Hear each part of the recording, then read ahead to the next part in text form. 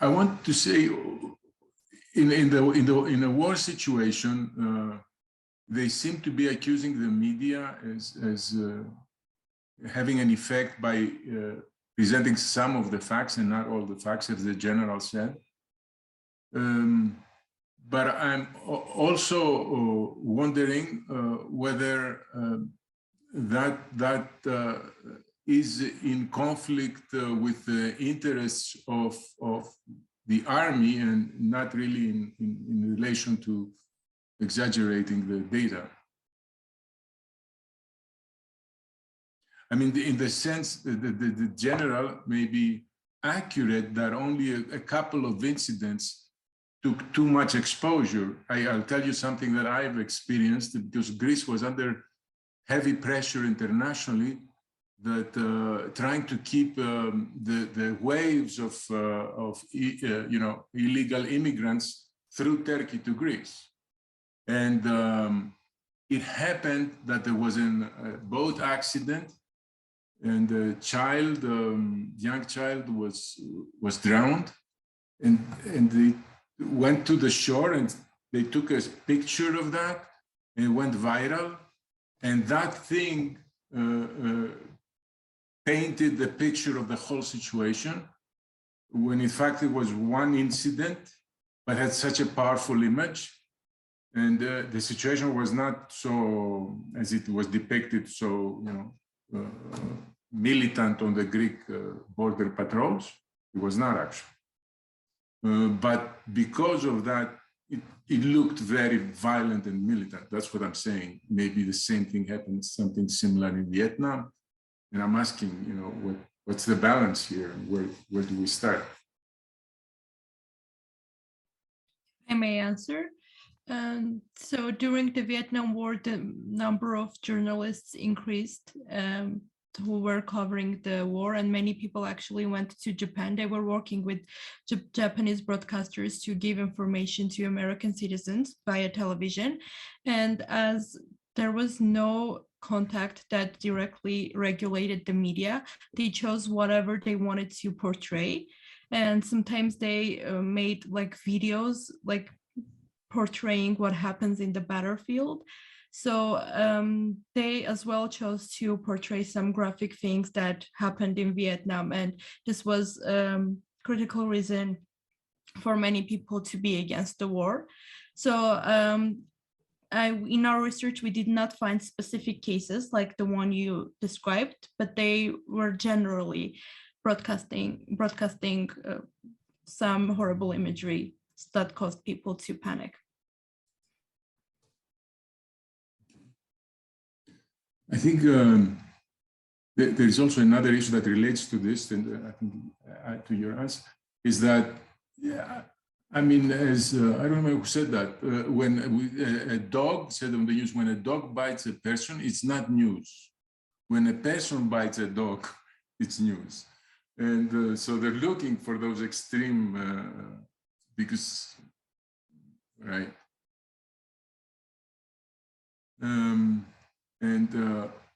I want to ask to both teams a question I have also. I wonder, some people have said, and based on your research, what do you think has happened? And some people said that it's not only partisan and intentional and media, the fact there are many sources of information that allows us to go into a bubble that create this problem of fake news. It also has to do with the fact that news are primarily free now. So income comes only from high ratings and advertising through high ratings. So that is prioritized over, so it's an economic issue, they're saying. It's prioritized over accuracy of data. So they say it's primarily an economic and structural of the economy issue and how it's balanced now, and not as much a partisan issue. I don't know, that's what I read.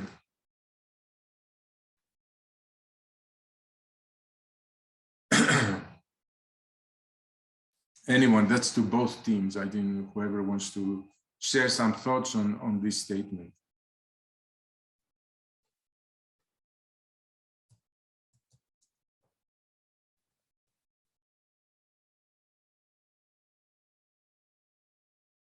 Professor, could you perhaps rephrase the question?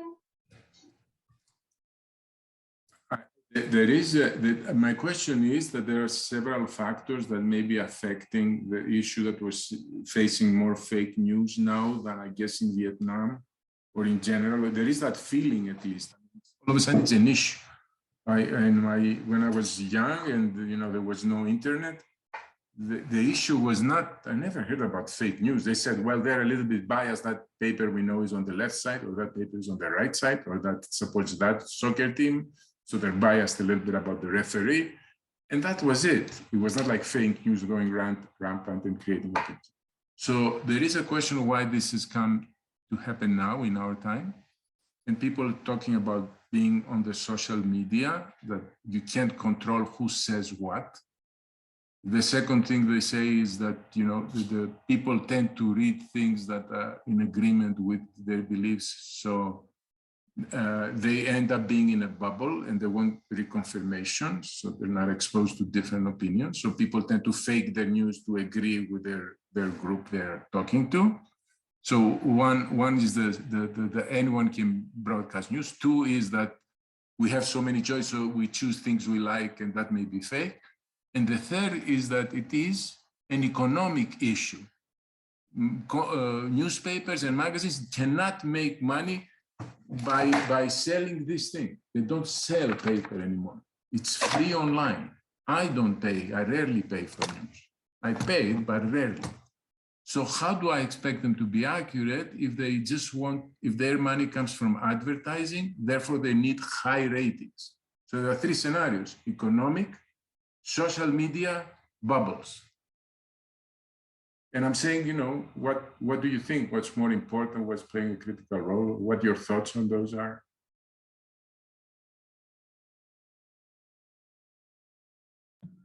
What you found in the literature? Yes, take the initiative and talk. I'm not going to.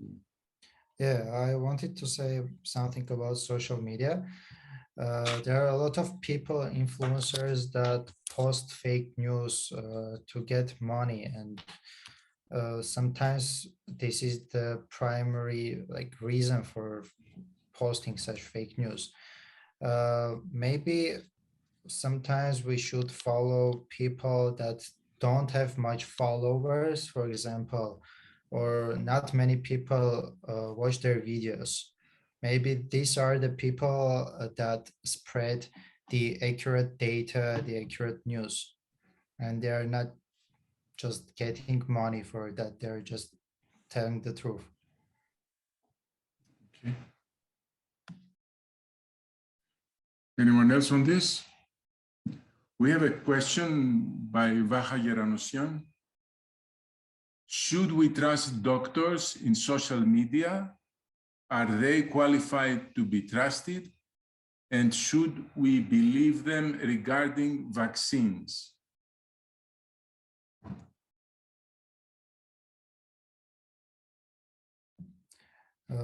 We can't trust doctors entirely because, as I said during the presentation, there are some fake news that are shared by scientists themselves. So they can be scientists, but maybe they don't have much knowledge in that specific field. Maybe I'm a doctor, but not a doctor in a field of vaccination or in COVID-19. So we don't entirely trust doctors also. We should check sources. So Also, yeah, can I add something? I think that not all doctors are independent, and in order to, let's say they belong to a company or an organization, and the organization has made their statement clear about the vaccinations, I don't think the doctor or the professional that is part of that organization has much freedom to. Of course, this is a bad thing what I'm saying, but I think that this should also be considered. And there's not only the information dissemination based on facts, but also their own interests. So maybe this can also play a role in what, especially in social media, because it's much harder to identify and perhaps fact-checked information they disseminate on social media, then it would have been in a more professional like circumstances.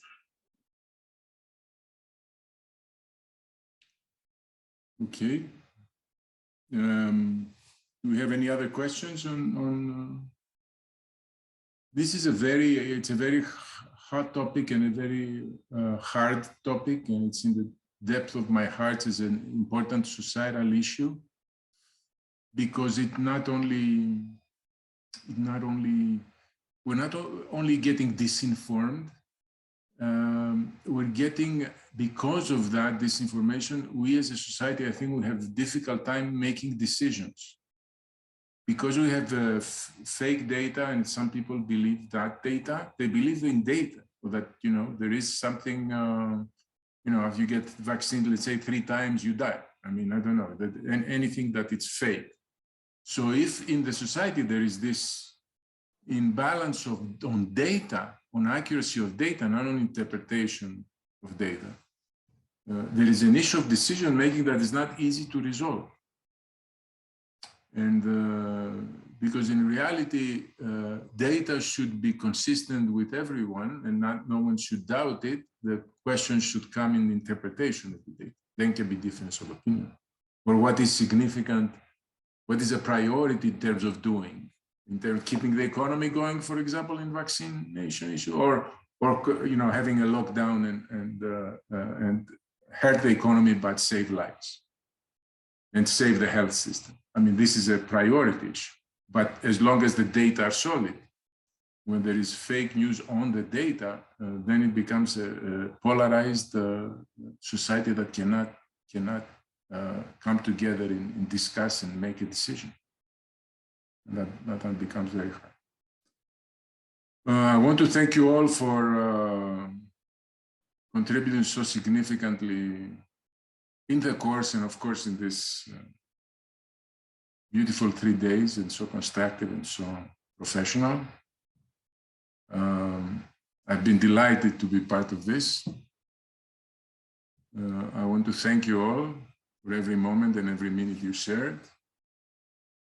Especially today, I want to thank also Vardouhi Saxian and Arpine Grosjean that stayed with their translation solidly and very tirelessly with us throughout the 3 days.